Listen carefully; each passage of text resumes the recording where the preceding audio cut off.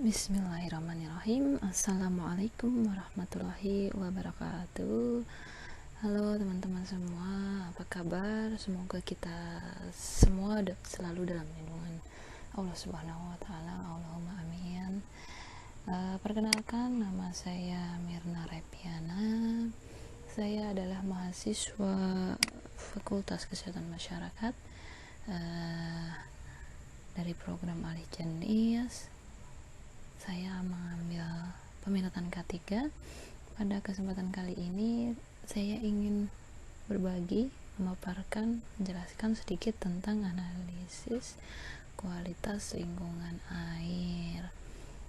Analisis kualitas lingkungan air kali ini saya review dari sebuah buku dari Dr. Muhammad Ikhtiar SKM MKes dengan judul Analisis Kualitas Lingkungan. Nah, review buku kali ini tuh adalah tugas mata kuliah analisis kualitas lingkungan yang diampu oleh Ibu Nur Ani SKM MKKK. Semoga nanti yang dipaparkan bisa bermanfaat untuk kita semua. Allahumma amin. Oke, kita mulai saja. Next. Nah, sebelum pembahasan, mari kita lihat dulu video pendek ini. Bagus sih, kita lihat dulu ya, bareng-bareng.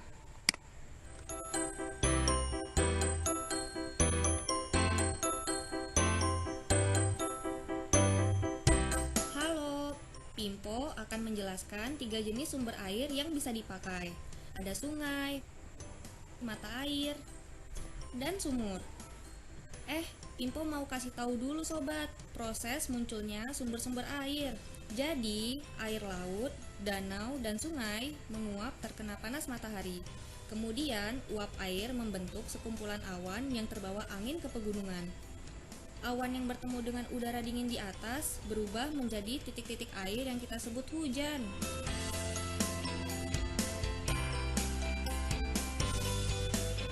Sungai merupakan sumber air yang ada di permukaan bumi. Sungai terbentuk oleh patahan bumi, sehingga lebih rendah dari daerah di sebelah kanan dan kirinya. Air mengalir melalui sungai dari sebuah sumber mata air di pegunungan. Air pada sungai dapat langsung digunakan jika terlihat bersih seperti di sini, sobat. Lalu, bagaimana ya jika air sungai kotor? Air yang kotor bisa diolah terlebih dahulu, sobat, agar bisa digunakan untuk keperluan sehari-hari.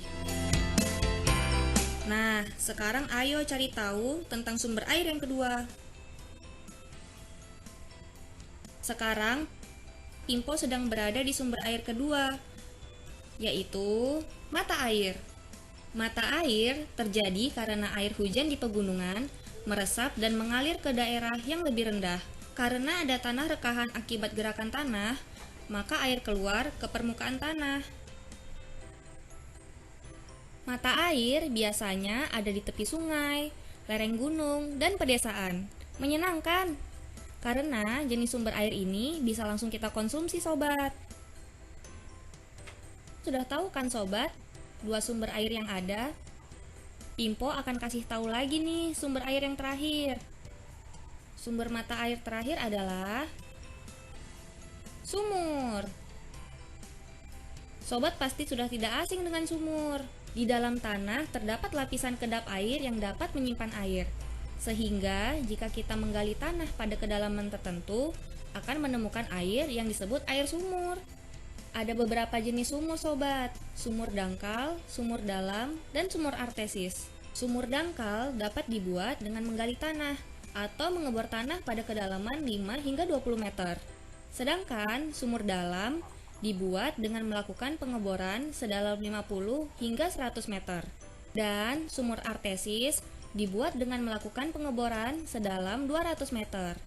Pada lapisan ini, lapisan tanah mengandung sumber air berlimpah dan bertekanan tinggi. Karena sifat air mengalir dari tempat yang tinggi ke tempat yang rendah, pada umumnya diperlukan alat bantu pompa untuk mengambil air dari tempat yang rendah ke tempat yang tinggi. Ketiga sumber air tersebut bisa habis loh, sobat. Gimana nih cara menjaga ketersediaan air? Pertama, kita harus gunakan air secukupnya. Jangan pernah lupa sobat untuk mematikan keran jika sudah selesai. Kedua, menanam pohon di dekat sumber air, seperti sumur, sungai, dan mata air. Dan yang ketiga, pastikan setiap air yang jatuh di dekat rumah sobat langsung mengalir meresap ke tanah. Sudah tahu kan sobat, macam-macam sumber air hingga cara menjaganya? Jangan sampai lupa untuk menjaga air, demi kelangsungan hidup kita dan sekitarnya.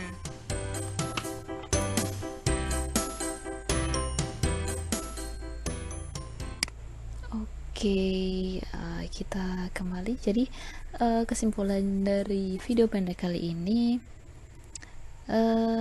air itu ada asalnya dari 3, yaitu sungai, mata air, kemudian sumur. Kemudian tadi dijelaskan juga bahwa sumur itu ada 3 jenis, yaitu sumur dangkal, sumur dalam, dan sumur artesis. Kemudian kalau sumur dangkal itu kedalamannya 5-20 meter, sumur dalam itu kedalaman 50-100 meter, dan sumur artesis itu kedalamannya 200 meter. Lalu juga dipaparkan oleh si Pimpo tadi cara menjaga ketersediaan air, yaitu salah satu yang pertama, gunakan air secukupnya. Kemudian yang kedua, menanam pohon di dekat sumber air. Kemudian yang ketiga, mengalirkan air langsung ke tanah gitu. Terus setelah itu kita lanjut aja. Terus ini nih, sebelum kita lanjut nih, ada pertanyaan-pertanyaan yang apa ya, supaya kita tahu kita mau bahas apa sih sekarang ini gitu. Pertama, kenapa kita harus mempelajari kualitas air? Kenapa tuh kira-kira? Tadi kan udah dikasih tahu ya, sumber air itu ada 3, yaitu sungai, mata air, sumur gitu kan. Nah, air itu kan penting banget ya buat kehidupan, buat kehidupan sehari-hari, seperti air minum, air cuci. Kemudian kalau untuk industri, buat bahan baku industri begitu. Lalu untuk transportasi juga membutuhkan air juga kalau dia lewat jalur air. Nah, dari semua itu, dari semua kegiatan-kegiatan kita yang menggunakan air itu ternyata meninggalkan dampak. Jadi kenapa kita harus mempelajari kualitas air? Salah satu alasannya adalah, pertama, di negara maju tiap orang memerlukan air 60-120 liter per hari. Ini diambil dari WHO.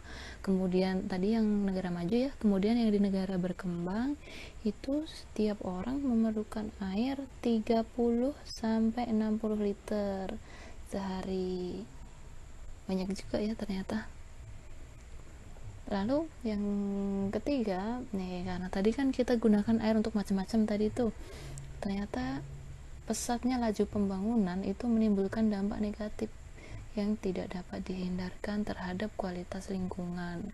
Kualitas lingkungan di sini lingkungan tanah, air, dan udara. Tapi kita bahas, yang saat ini kita bahas adalah di kualitas lingkungan air.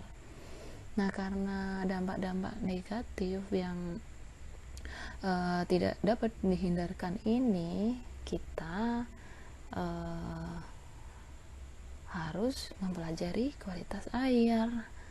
Lalu next, lalu apa sih yang dimaksud dengan analisis kualitas air?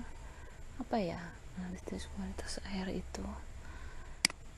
Ini dia. Analisis kualitas air adalah suatu kajian terhadap ukuran kondisi air dilihat dari karakteristik fisik, kimia, dan biologisnya. Nah, kualitas air ini seringkali menjadi ukuran standar terhadap kondisi kesehatan ekosistem air dan kesehatan manusia terhadap air minum. Begitu. Lalu mengapa sih analisis kualitas air itu penting? Buat apa sebenarnya analisis kualitas air itu? Nih ada nih.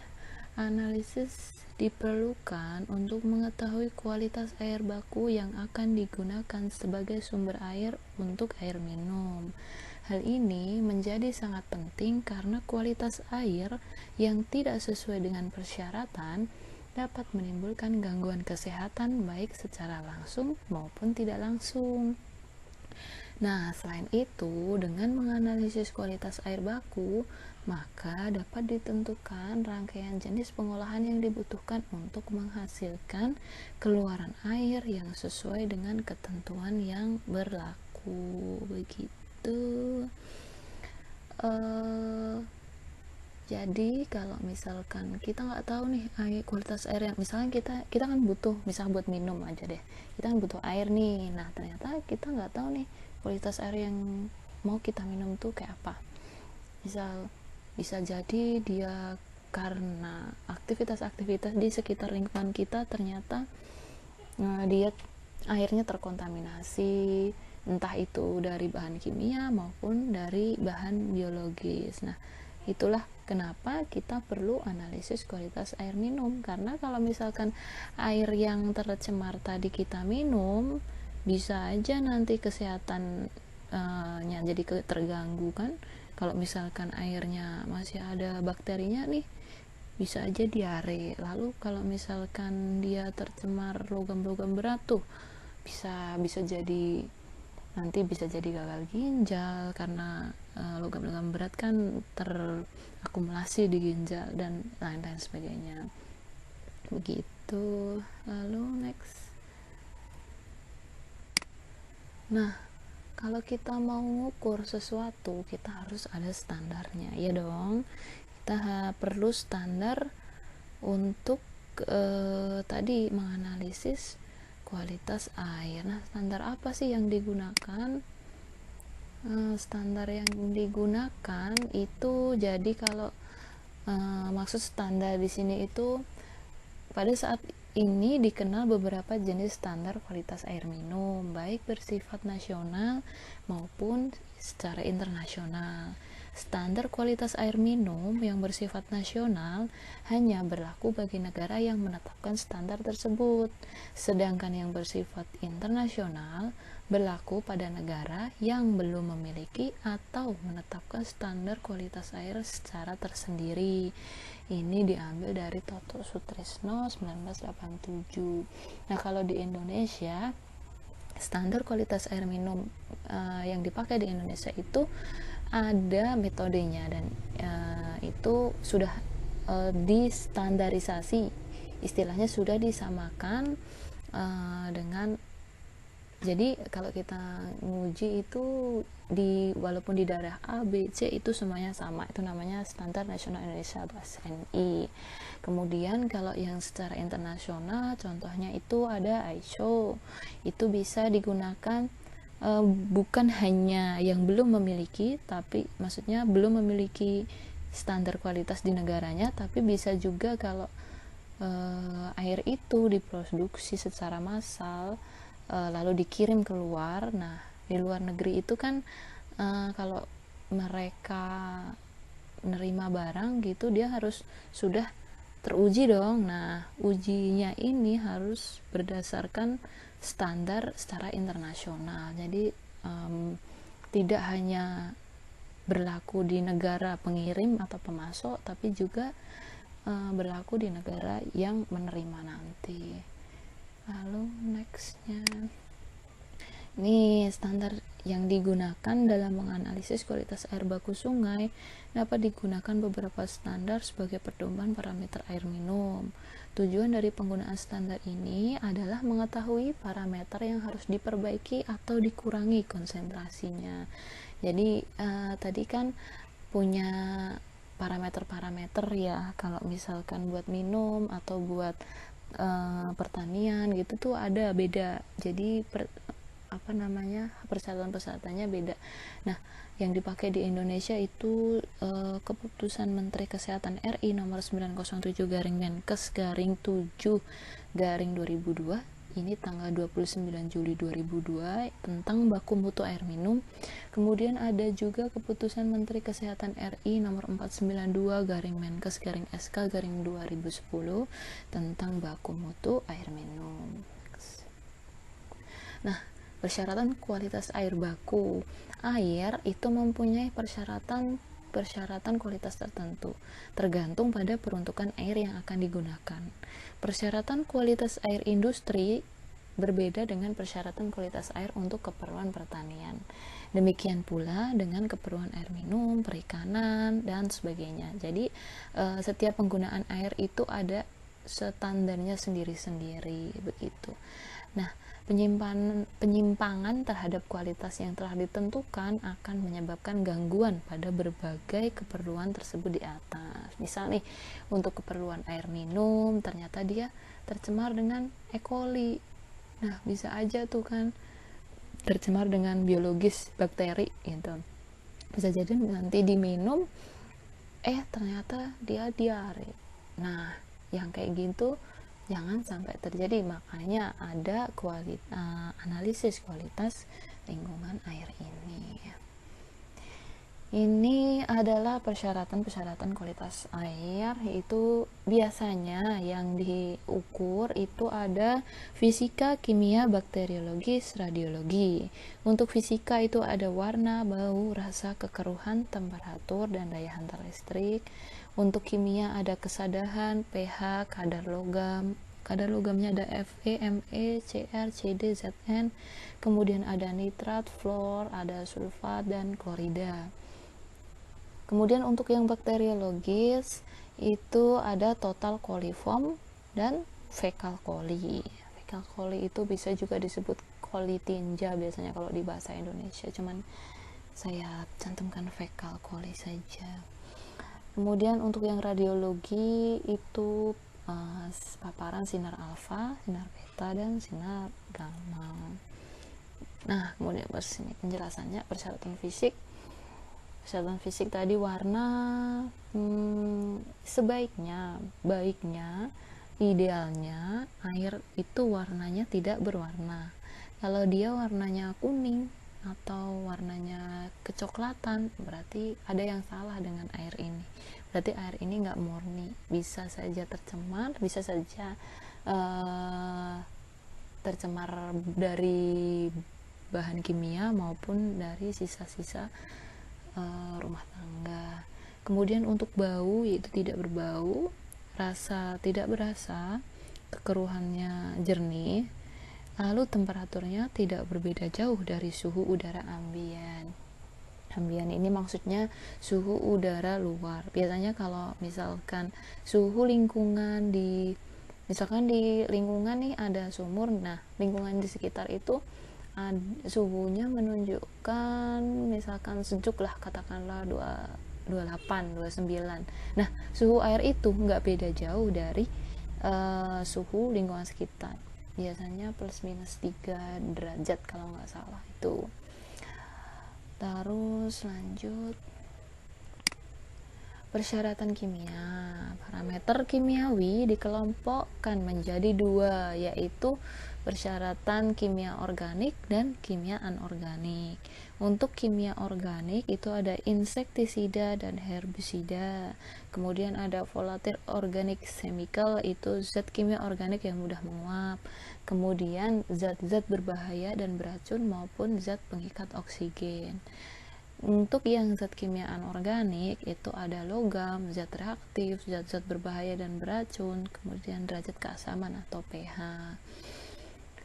Nah, untuk yang zat kimia itu dikategorikan menjadi 3, yaitu kategori 1, bahan kimia yang mungkin bersifat karsinogen bagi manusia. Kemudian kategori 2 itu bahan kimia yang tidak bersifat karsinogen bagi manusia. Kemudian kategori ketiga, bahan kimia yang dapat menyebabkan penyakit kronis tanpa ada fakta karsinogen. Jadi dia bisa bikin orang penyakit kronis, maksudnya Kalau dia konsumsi terus-terusan, kronis itu menahun, nah itu bisa menimbulkan penyakit, tapi belum ada data atau fakta kalau dia itu karsinogen gitu. Lalu next. Kemudian untuk sekarang adalah persyaratan mikrobiologi. Indikator organisme yang dipakai sebagai parameter mikrobiologi adalah bakteri coliform.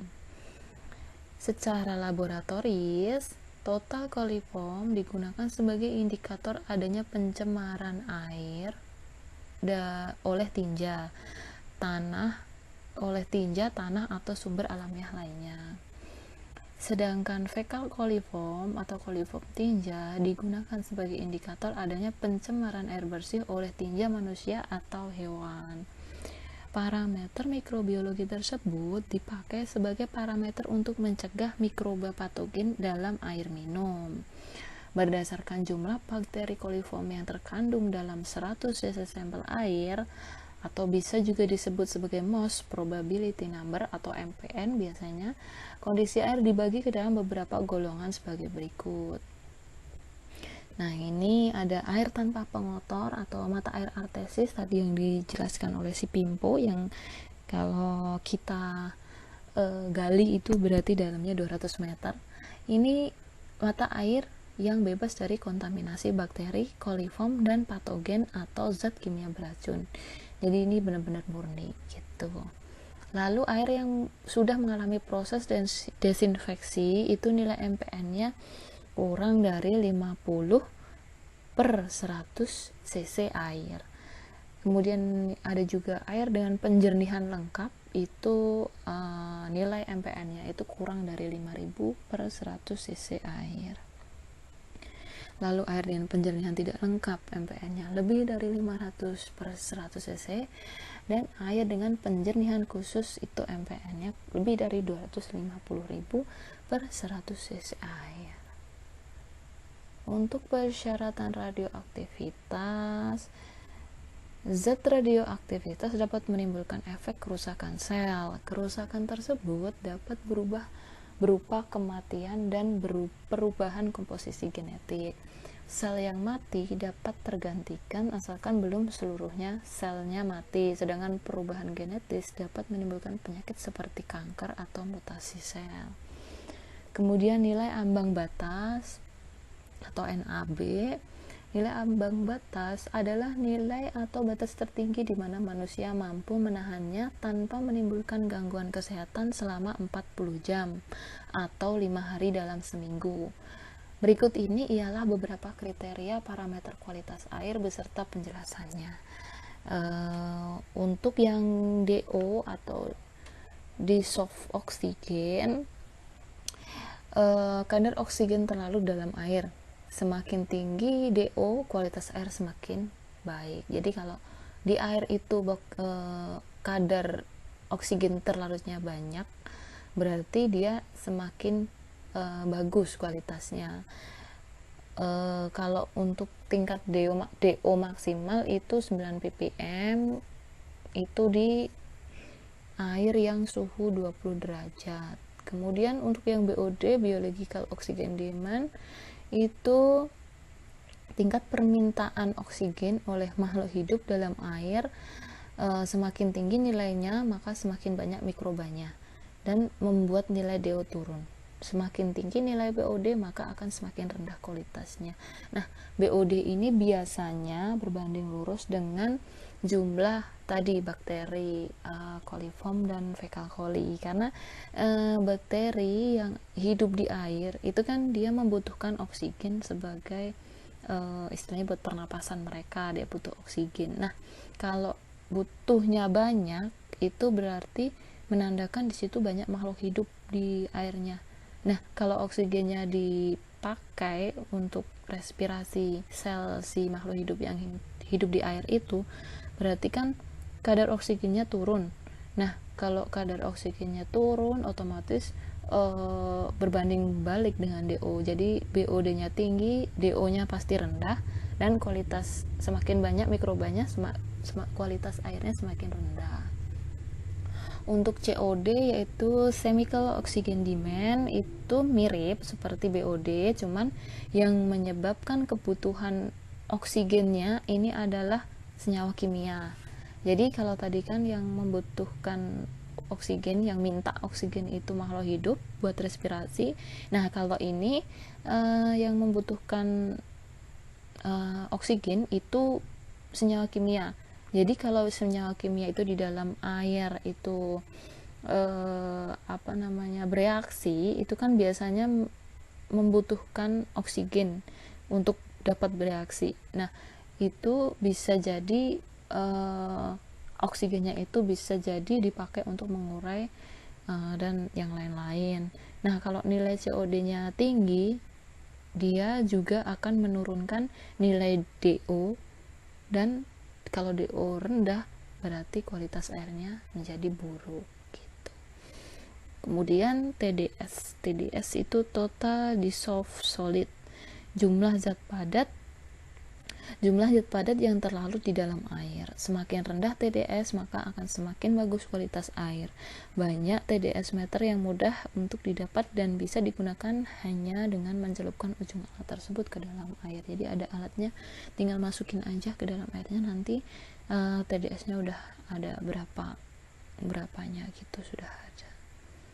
Nah untuk syarat-syaratnya berapa, di buku analisis kualitas lingkungan ini pakai peraturan Menteri Negara Lingkungan Hidup ini. Untuk baku mutu air itu yang dipakai pH-nya kadar maksimum itu 6-9. Kemudian BOD tadi ya yang dijelaskan itu ada BOD itu 50 mg per liter, COD ada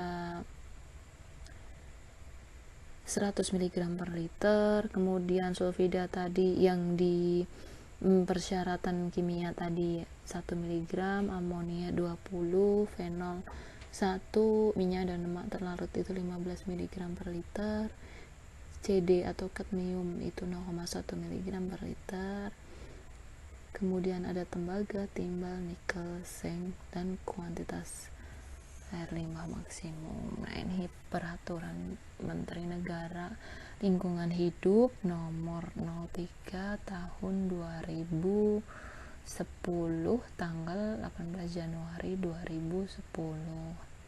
Nah untuk bab 2 ini kita cukupkan sampai di sini.